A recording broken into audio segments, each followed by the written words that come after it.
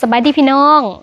ตอนนี้ทิพย์อยู่ที่บ้านน้องที่หรือว่าบ้านแซงเจริญซองมื้อนี้มาเบิ่งโรงเรียนมื้อก่อนมาแล้วแม่นข้ามน้ำมาบ่ได้ฮะก็เลยได้มาเบิ่ง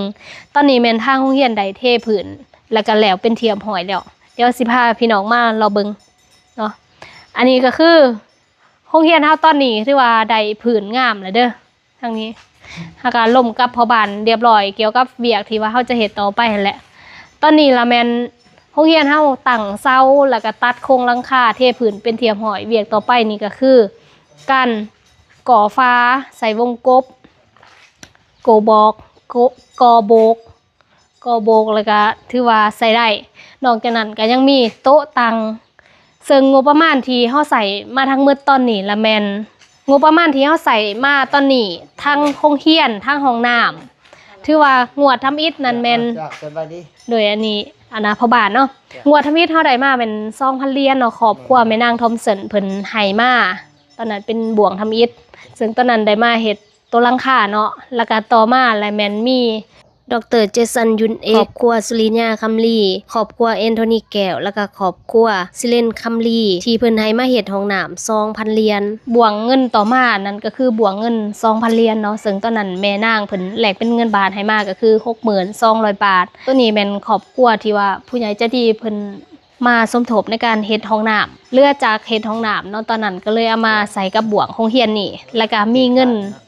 บ่วงของแม่นางเพิ่นให้มาเพิ่มอีก 30,000 บาทก็เลยเอามารวมกันแล้วก็มา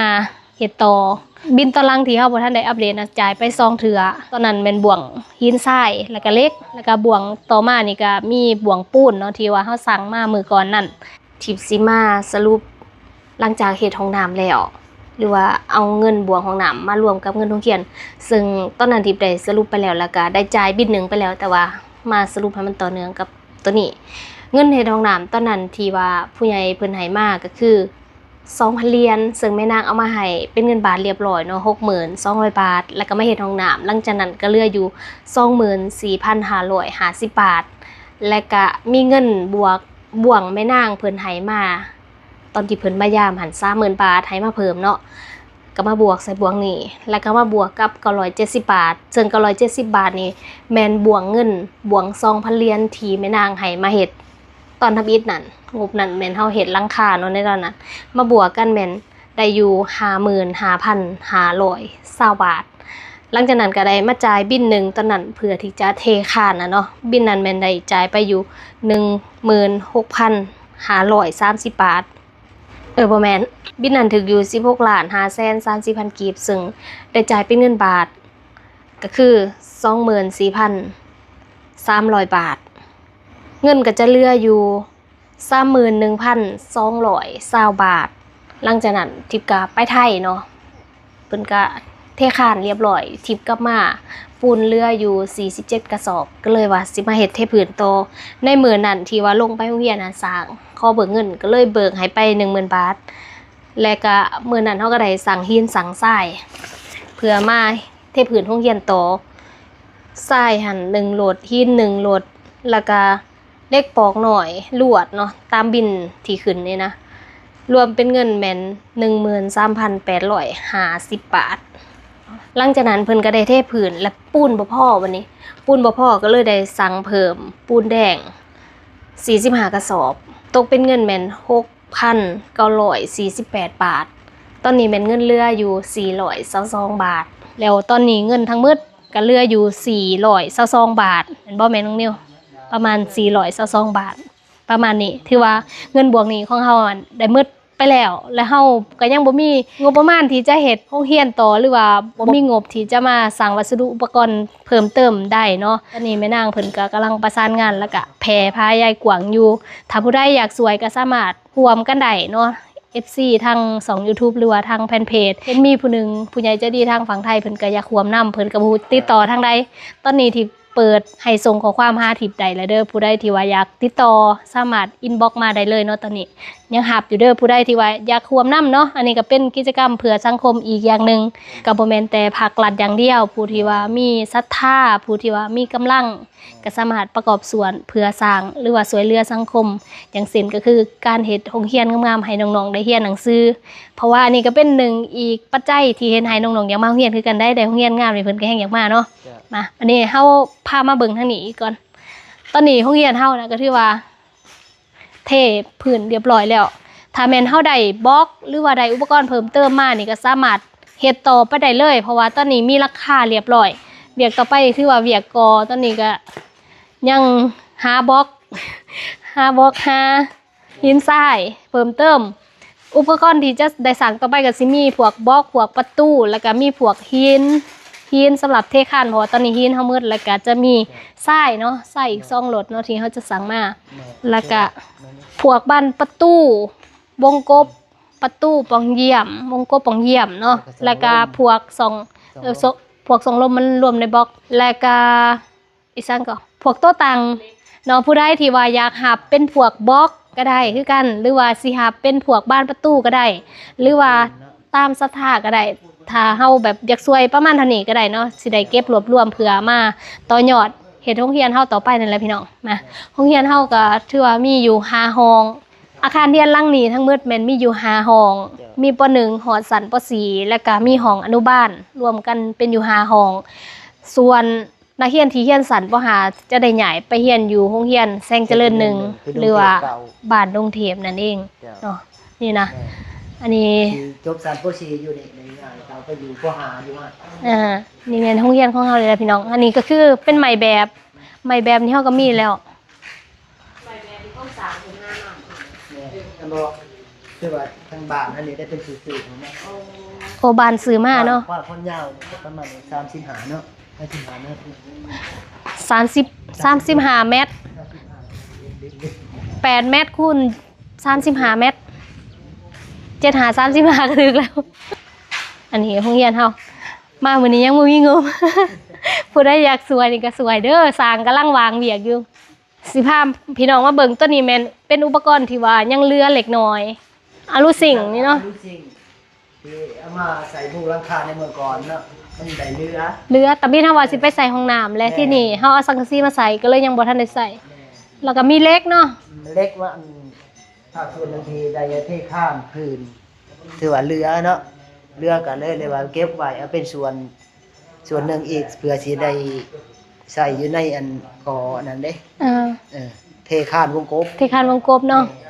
แล้วก็ทางนี้ก็จะเป็นปูน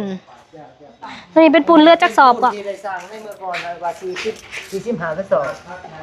ใส่ไปในจำนวน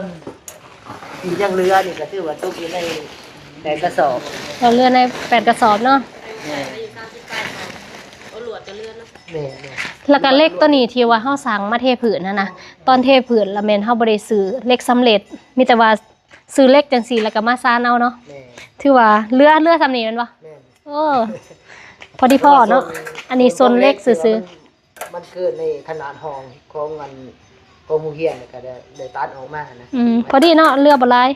อันนี้เฮาก็เอาไปใส่เฮ็ดต่ออีกส่วนนึงที่ว่าที่มันเหลือนี่ก็ถ้าหาได้มีการก่อสร้างเติมอีกก็ถือว่าสิได้ไปเฮ็ดอยู่ในอันเอิ้นว่าปอกเฮ็ดเล็กปอกนี่เนาะปอกข้านก็ได้ให้หมักเป็นเสริมละลายเนาะเล็กกันเทข้านเมื่อก่อนก็เรือตัวเส้นยาวนี่ก็ถือว่า7เซนเนาะเฮาสามารถไปใส่เทคานถึงได้ถ้าตัวนึงก็ส่วนที่เรือเล็กปอกหน่อยก็ละลายโอ้มันก็ใหญ่เติมเนาะเล็กนี่เนาะอันนี้เล็กเทคานนั่นเด้เทคานผืนแม่นตัวนี้ราคาสูงเลยบ่แม่นเทคานนั่นน่ะเทคานลุงค่ะคานตีนนี่เทคานสาวโอ้ตัวนี้ต่างหากว่าตัวนี้ต่างหากตัวนี้หน่อยเส้นยาวตัวนี้เส้นสั้นบ่เส้นที่ว่าปลายมันเลยเส้นปลายของมันนั่นที่มันเกินขนาดแต่เอาแล้วก็มาเก็บเมียนอยู่นี่ประมาณนี้เนาะ อันนี้ก็คือเวียกในมื้อนี้ที่ทิปลงไป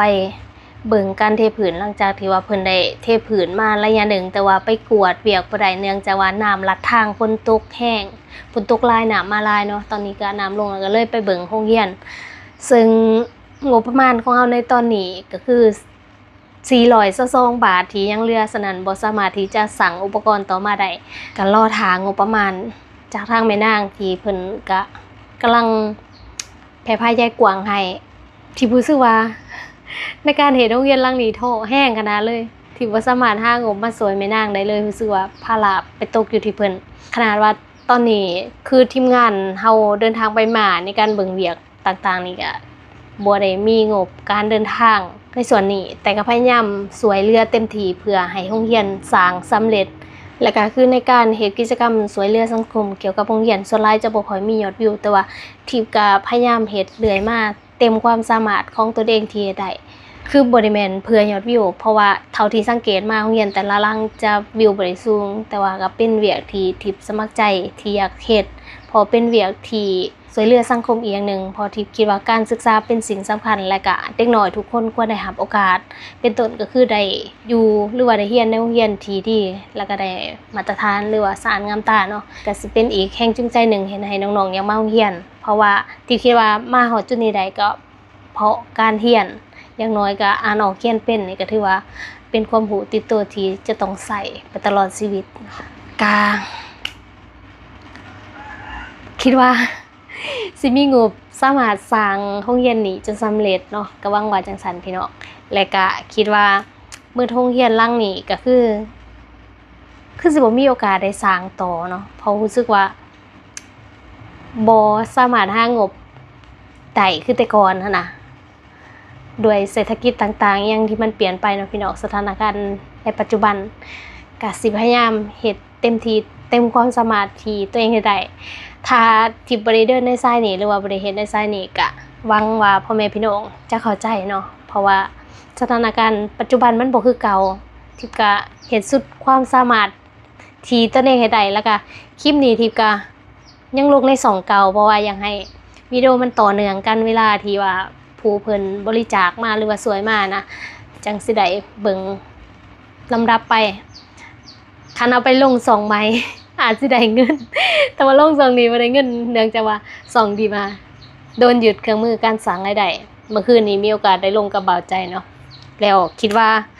ปัญหาที่ทิพย์ต้องแก้น่าจะเป็นอีก2นึงก็คือ2ทีมงานทิพย์ชาแนลนะพี่น้องสิได้ไปแก้2นั้นหรือว่าไปลงวิดีโอ2นั้นเพื่อว่าถ้า2นั้นก็มาสร้างรายได้2นี้หรือว่า2ทิพย์ชาวลาว2หลักนี้ก็จะถูกแก้ไขได้คือกันนะฉะนั้นที่ทิพย์ได้แก้ไข2ที่เกี่ยวของตัวนั้นไปอาจจะยังบ่ทันได้เปิดอาจจะต้องได้ไปแก้2ของน้องสาวทิพย์อีกก็ฝากพ่อแม่พี่น้องติดตามเป็นกำลังใจให้ทิพย์เพื่อที่จะหาหนทางในการแก้ไข2นี้อีกเพราะว่าตอนนี้อุทธรณ์มา2เทื่อแล้วก็ยังบ่ผ่านแก้2นั้นก็แล้วแต่บ่ผ่านยัง ยังติดปัญหาเกี่ยวกับ2ที่เกี่ยวของมันบอกว่าอย่างน้อย2นึงที่คุณดูแลอยู่นะถูกหยุดเครื่องมือการสร้างรายได้ฉะนั้นทิพย์ก็เช่นว่ามีแต่2ของซาวนี่แหละที่ต้องแก้ก็ลองเบิ่งว่ามันสิเป็นจังไดเนาะจะได้ก็ขอบคุณพ่อแม่พี่น้องทุกคนที่ยังติดตาม2ทิพย์เนาะสำหรับคลิปนี้ขอตวลาไปก่อนพี่น้องเจอกันใหม่ในคลิปหน้าสบายดี